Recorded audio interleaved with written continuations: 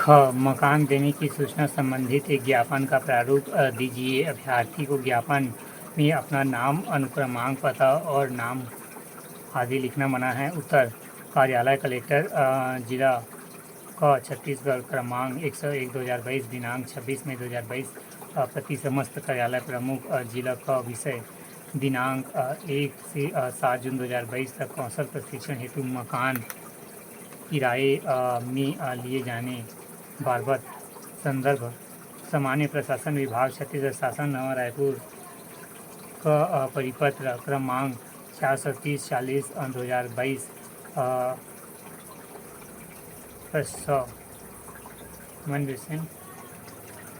दिनांक 20 मई 2022 विषय अंतर्गत उपरोक्त संदर्भित पत्र का अवलोकन करें।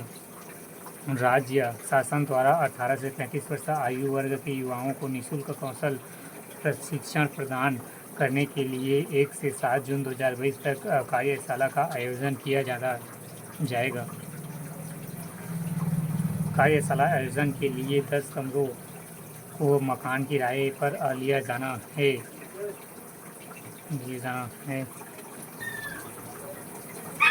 इस संदर्भ में निर्देश है कि 28 मई 2022 तक समस्त कार्यालय प्रमुख इस कार्य की प्रगति का विभाग को अवगत कराएं। हस्ताक्षर क ख ग कलेक्टर जिला का छत्तीसगढ़ प्रतिलिपि सचिव सामान्य प्रशासन विभाग छत्तीसगढ़ शासन संभागयुक्त क संभाग शिक्षा विभाग छत्तीसगढ़ शासन। प्रश्न 18 क निम्नलिखित शब्दों का अंग्रेजी में अनुवाद कीजिए। पहला आकस्मिक प्रयोग कंटिजेंसीज मुख्तारनामा। उत्तर द पावर ऑफ अटॉर्नी। फिर कार्यालय ज्ञापन ऑफिस मेमोरेंडम। फिर चौथा कुल नाम सरनेम। फिर पांचवा अवकाश पीठ वेकेशन बेंच। ख निम्नलिखित का हिंदी में अनुवाद कीजिए। स्वामी Ramdas was very kind-hearted and devoted to God, was greatly by nature that never felt angry, but he was extremely poor.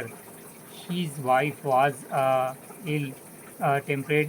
She uses to the quarrel with him over reflects.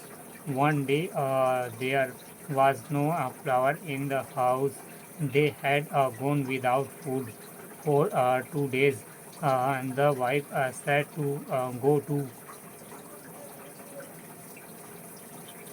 the field and bring some sugar cans. We shall satisfy our hunger with its juice. Ramdas collected 2 bundle of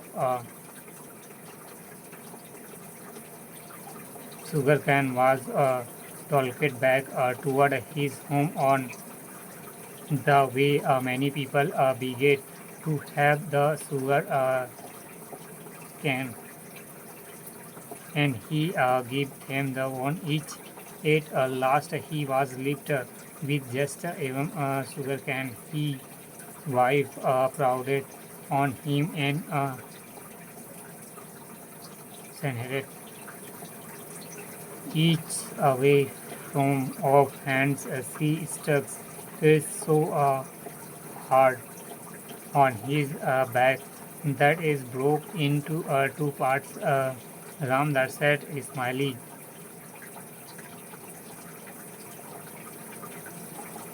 "What a nice lady you have spoiled that sugar cane without any trouble in 2 equal parts." उत्तर स्वामी रामदास बहुत दयालु और ईश्वर के प्रति